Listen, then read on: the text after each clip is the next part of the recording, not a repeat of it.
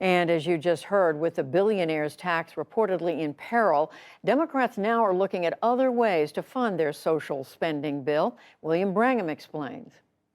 Judy, this so-called billionaires tax could raise up to $250 billion if enacted, but there are also renewed looks at changing corporate taxes as well. For more on the Democrats' plans, I'm joined by Neil Irwin. He covers economics for the New York Times. Neil, great to have you back on the NewsHour. As Yamiche has been reporting, a lot of this is still in flux, and I'm always reluctant to say something is dead or alive at any given minute on Capitol Hill right now. But let's just unpack this idea of the billionaires tax. What is it? How would it actually work? So when most people buy an asset, buy an investment, and it goes up in value, you only owe capital gains tax on the profits when you sell that investment, when you sell those stocks or sell a business. And there's good reasons for that, right? The logic is that that's when you know how much it sold for, how many profits you have that cash to spend. I think what the billionaire tax is aimed at is the ability of people to accumulate truly massive sums of wealth that never gets taxed, that reaches just astonishing levels. So Jeff Bezos, for example, his net worth might rise by $100 billion as Amazon stock goes up, but if he doesn't sell it, he doesn't owe any tax on those large earnings. They think there's about 700 billionaires who would be affected by this tax, essentially paying those gains, paying tax on those gains along the way. So the sort of assertion undergirding all of this is that billionaires, with these blossoming funds of money that grow, that they're not somehow paying a fair share. Now, your definition of fair share is different from anyone else's, but that seems to be the essential argument, that they ought to be paying more to the government. It is. And this notion that people can accumulate these massive piles of wealth and go years and years and years paying very little to the government. I mean, Warren Buffett's been talking about this for years, that his secretary pays a higher income tax rate than he does because his wealth is accumulating in capital gains in his company.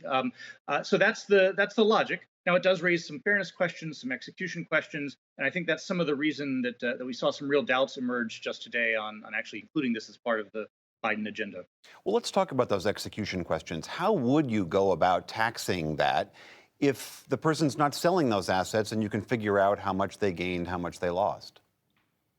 I mean, the logic is that at that tier of wealth, people have a lot of liquidity. They can borrow money. These are liquid assets. Tend to be publicly traded stocks that they can sell relatively easily. You would phase it in and not make people, not make Jeff Bezos and Warren Buffett sell all their stock overnight. That this would be a thing that billionaires who have lots of accountants and lots of capacity to deal with would be affected by, not owners of smaller businesses that might face real strains. That's why part of why some of the centrists in the Senate were at least open to this, who don't want to raise tax rates on the wealthy, on the capital gains tax, for example, but were willing to entertain this. Okay, so putting that tax aside, what are some of the other ways that the Democrats are looking to try to raise revenue for this big bill? So the one that people are talking about a lot today is having a corporate minimum tax. So the corporate income tax is currently 21%. There was for a long time a thought that they would just raise the corporate income tax to maybe 25%. Senator Sinema from Arizona didn't want to do that. Now there's talk that, okay, we might not raise the corporate income tax rate, but maybe if we say, even if you have all these deductions and are expensing stock options, things like that, that reduce your effective tax rate below 21%, we're going to set a minimum. 15% is the number people are talking about. So that would be an effective increase in corporate taxes on companies that have the most deductions, the most ability to get lower rates in effect right now. So the opposition to that argues what against that proposal? Well, one argument is that companies that are able to lessen their corporate tax bill, it's usually for reasons we like to support. It's because they're making investments and they have to expense those investments. It's because they're paying their employees with stock options that tends to align incentives. That these are desirable things, and you don't want the tax code to disincentivize them. That said, if you're not going to raise rates, if you're looking for this money somewhere, this might be a less painful way for the government to kind of raise this revenue than some of the other options that have been discussed. As we've watched these negotiations go forward, there is a graveyard chock full of proposals that have been floated and have already died. My understanding is that, according to polling, taxing corporations, taxing billionaires polls fairly well. What is your sense from your reporting as to why those proposals have a hard time sticking with the Democratic majority? But I think the reality is just this is a vanishingly small Democratic majority. They need literally every single Democratic vote in the Senate, 50 votes, plus the vice president breaking ties, nearly that close in the House. They need nearly every House Democrat to be on board. And the reality is, even if most Democrats are comfortable with raising capital gains tax rates, raising corporate tax rates, these sorts of things, as long as one or two or three are not so sure, it doesn't happen. And that's what we have right now. Most Democrats would be open to many more kind of revenue raisers.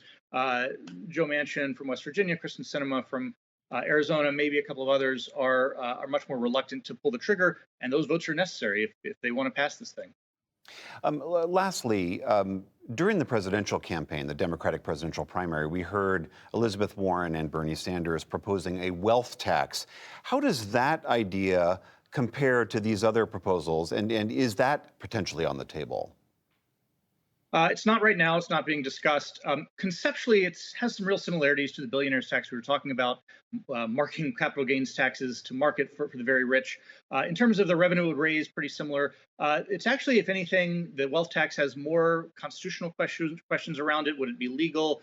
Would it be upheld in court? That said, I think most progressives would be very happy with something like this billionaires tax that was being discussed. Again, appears to be by the wayside for the moment, but this has been a very fluid situation with lots of changes happening by the hour. Very fluid, to say the least. Neil Irwin of the New York Times, thank you so much for being here. Thanks for having me.